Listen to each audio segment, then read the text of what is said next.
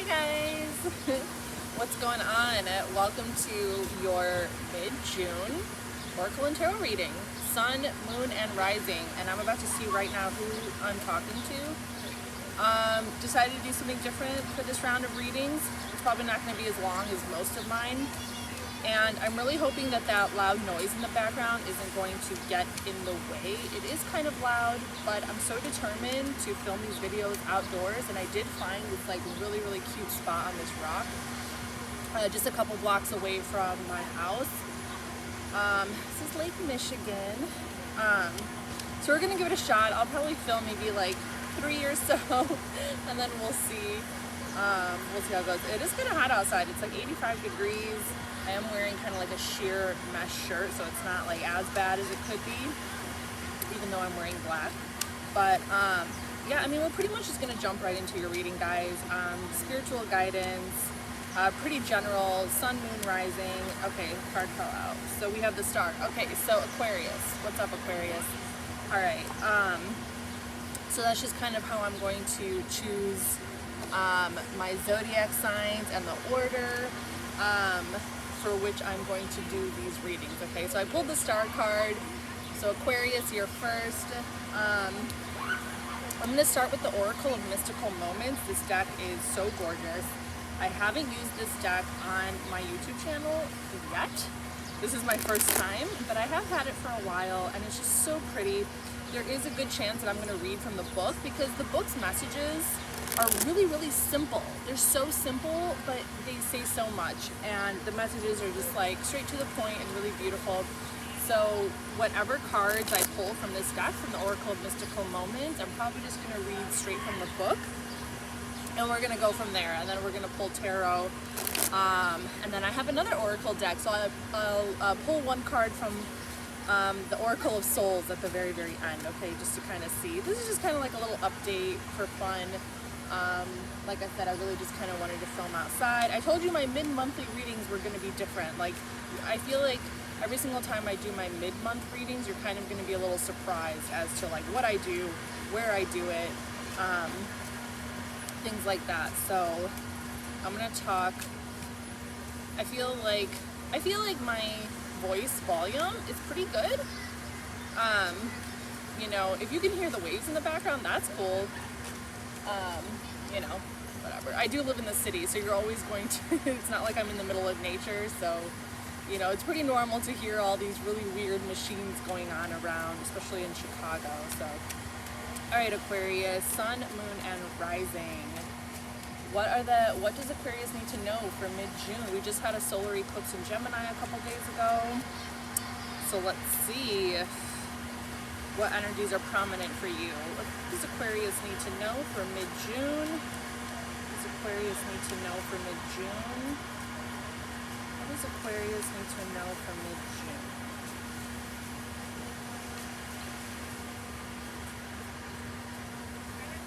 Alright, so let's see. We have House of Flowers. Let's put this down. House of Flowers. So cute. House of Flowers. So maybe something is like growing right now, right? So like initially I got this kind of sense that, you know, that you have been really working on yourself, or you've been really working on something that's really intimate to you, like it could be like an intimate part of your soul, an intimate part of you, and you've really been kind of blossoming and growing within yourself. And you've been like, something you've been working on for a really long time, and you're really starting to see the fruits of your efforts, of your labor, like pay off, and you're really starting to see yourself and what you've been working on really blossom into something magical. And like you're starting to really see the value of your hard work. And like maybe at some point things were really difficult, maybe at some point things you know, you kind of felt like, oh, am I gonna get through this? Like, this is so hard. And then you get through it, and you realize like how strong you are, and how much stamina you really have, and how much strength you really have, and determination to get through it. And you're really starting to see the beauty of it, and you're really starting to see how your efforts have been producing these wonderful, wonderful like fruits, right? So let me just tell you a little bit what the book, but that's like the feeling that I got looking at this card. I'll show it to you again. Very, very pretty. All right, so House of Flowers, it says power of nature, joy of life, diversity and beauty. Out of this small white house on the top of a hill bursts flowers, full of life and rich in colors. It is like an explosion. The two ladies walking by look tiny in comparison to the giant falling leaves. They enjoy the enormity of nature, the power of its diversity, but even a single bloom in a vase can transform a space. Each petal a world unto itself and a wonder of creation. This card signals love for life in this moment, full of energy, beauty, and joy. The sound is going away. Oh my God, yes. So that's a really, really cool message. I mean, definitely like take the messages that resonate. If what I was talking about like also resonated, and if there was something from this message that also resonates with you, like of course, you know, take what you feel holds true to you and contemplate however you see fit. So, you know, I can definitely see this from what the book said as a very Aquarian vibe as well. Like really, really seeing not just within yourself, but also noticing and becoming aware of your surroundings, of the diversity of your surroundings, and how that diverse energy that is in your environment is blooming and is growing and is like really coming into itself and creating this like beautiful atmosphere of like different colors and different experiences. And you know, I do kind of see this related to people as well. If you have a lot of different types of people in your environment, you know, if you do surround yourself with lots of different types of people, like, you know, you could really be appreciating and noticing how each different individual grows in their own way, and how there's beauty in the way that different people evolve, and the way in which different people experience themselves on their path. So I hope that's kind of making sense, Aquarius, for that. So let's see here. So we'll do, sorry, I was just kind of thinking if I wanted to pull another oracle card from the mystical moments, or if I want to jump right into tarot.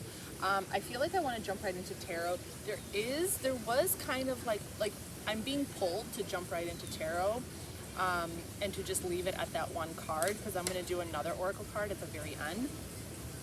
But there was like, I almost kind of felt like I was fighting. I almost kind of felt like I was trying to fight the universe, and I was trying to fight like what my instincts were guiding me towards, which was just to get straight into the tarot. And I've been like noticing that about myself a lot lately, and I wonder if you guys kind of experience that too. Like, if you can kind of feel the flow of the universe going a very specific direction, but there's a part of you that wants to rebel against it. Like there's a part of you that wants to go in a different direction, or you want to be like, no, you know, like whatever your instincts are telling you, like you want to rebel against it. And that's something that I've experienced throughout my life as a fire sign, like always wanting to rebel against my instincts or against like what the universe was trying to tell me. And I don't know what that is. I don't know what that's all about. It's probably like a control thing. It's probably like no, I'm in charge of my life. I'm in charge of my destiny. You're not going to tell me what my destiny is. You're not going to tell me what my life is, right? I don't care if you're the universe. So, so I definitely kind of like was getting that vibe, because my instincts were like, get into tarot, don't pull any more oracle cards. One was enough, because we're going to do another one at the very end. Even though like the cards are just so pretty and they're so beautiful, I wanted to pull more oracle cards for you. But sometimes, you know, you get the message that you need and that's it. You know, sometimes more is just not necessary. Sometimes more is not necessary. So, and we got a whole reading to get through. So, okay, so we have 8 of Wands. This is Mercury in Sagittarius. Okay, so lots of communication. There could definitely be something that you're wanting to communicate to somebody, wanting to reach out. There could be a lot of text messages going back and forth between you and another individual. I don't know yet who that individual is, but there is a lot of like kind of fire and communicative energy, which makes sense because we are in Gemini season. Gemini is ruled by Mercury, which is the planet of communication and just like and ideas and possibilities and like manifestation. And it's like very fast moving. I mean, Mercury is the fastest planet other than the moon, right? So Mercury rotates around the sun. It's the closest to the sun. I believe it's every 28 days. Oh my God. If I'm like totally off and totally wrong, I apologize. But yeah, just kind of like looking ahead, like charging forth, looking ahead, like just, you know, just wanting to communicate and just feeling inspired by the people around you and feeling inspired to like just kind of like exchange ideas and exchange like text messages or emails. You know, this could be like, there could be a lot of emails that you're sending out or something like that if you work in an office. Or, you know, networking with people. This is also a lot about networking. This is also, the Eight of Wands is also about travel. And Gemini season is technically about short distance travel, like moving around from place to place, like within your community, within your city. So maybe like moving around a lot between homes, visiting friends, visiting family. But it could also signify long distance travel because it is Sagittarius, and Sagittarius energy is long distance travel. So, you know, Sagittarius long distance, we're in Gemini season short distance. So so it could be either or you could be thinking about going, you could be thinking about maybe in the near future traveling somewhere out of the country, perhaps. All right, let's pull another tarot card. Oop.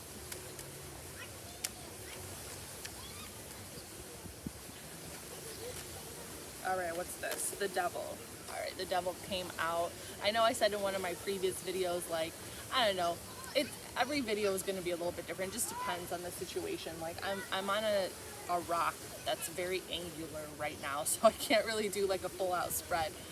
So I'll just kind of show you which cards are coming out. So we have the Devil energy over here, and this is Capricorn energy.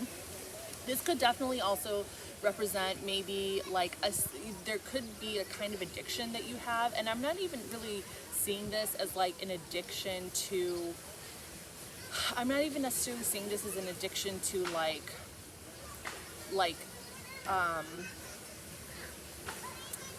drugs or alcohol or sex. This is like, I'm sensing a kind of like workaholic kind of addiction. Like I'm sensing perhaps that there is something that grabs a lot of your attention, and you tend to obsess about it. There's something in your life that you tend to obsess about.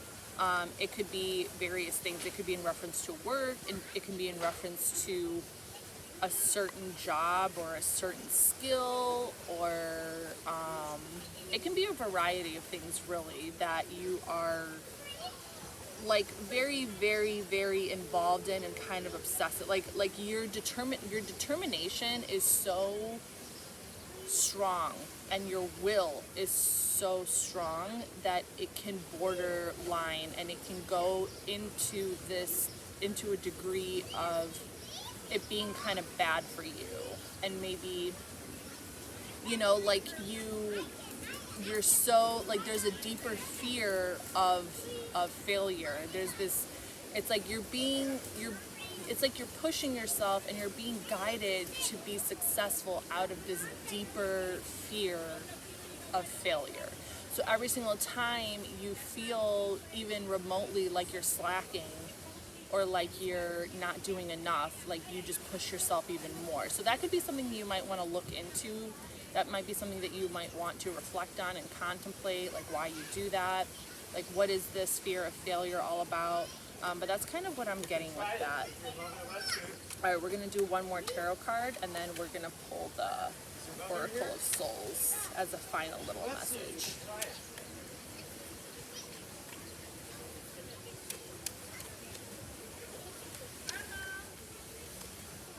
A lot of kids out and families. It is getting kind of hot, but at least if I'm wearing black, I chose the right shirt for it, if not a tank top.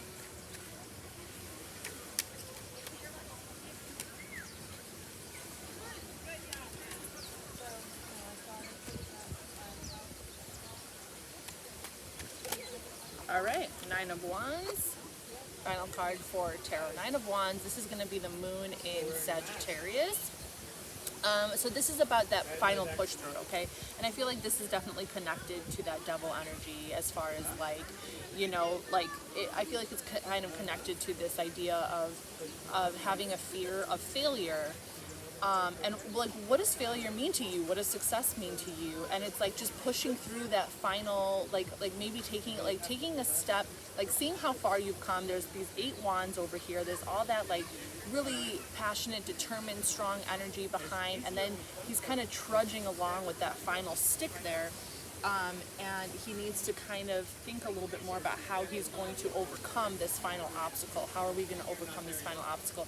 And that final obstacle could very, very much be in reference to this idea of failure or this idea of success, and what it is that you do find, like what it is you do think of as being, like why it is you feel that way, or what is going to, how do I explain it? I got a little distracted. I'm feeling like they want you to take a look a little bit closer at what I was talking about from that double energy. Because the moon in Sagittarius is very much representative of needing to take a closer look at yourself, and needing to take a closer look at some of the deeper things that you don't want to face in order to overcome those fears, so that you can succeed in an honest way, in a way that is conducive to your growth. So hopefully that is making sense, Aquarius, okay? Hopefully that is making sense. Okay, so let's pull the final card for your reading from the Mausoleo. I'm using the Oracle of Souls.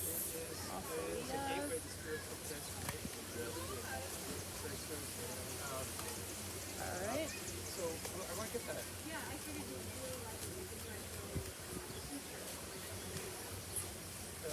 As a final message for you, this deck is really freaking cool.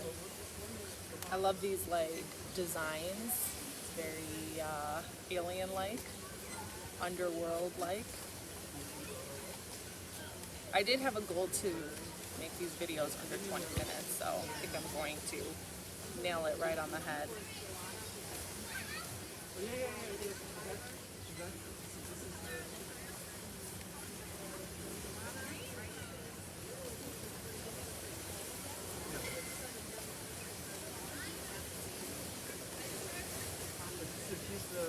Final messages for Aquarius. Final messages for Aquarius. Final messages for Aquarius.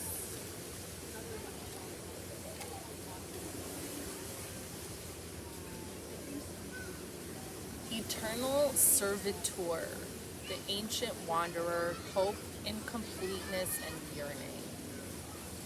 I feel like this is you, Aquarius, 100%.